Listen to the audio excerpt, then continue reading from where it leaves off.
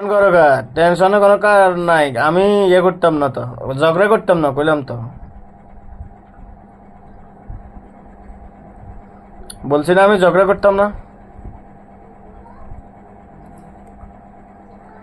আমি ঝগড়া করুম না তোর ভাই, তুই কান্দিস কেন? জাস্ট তোমাকে উনি ইয়ে করে, ডিস্টার্ব করে, আগ্রাবাদের বড় ব্যবসায়ী।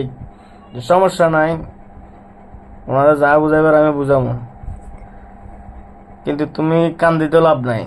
প্রয়োজনে তুমি ওর সাথে কথা বলো, আমি বাদ দিয়ে দিই। প্রয়োজনে তুমি ওর সাথে কথা বলো, সমস্যা নাই। আমি তোমার লাইফ থেকে সরে যাই, কেননা আমি একজন ড্রাইভার সাহেব। আমার লাইফের কোনো গ্যারান্টি নেই, যে কোনো মুহূর্তে আমি অ্যাক্সিডেন্টে মারা যেতে পারি।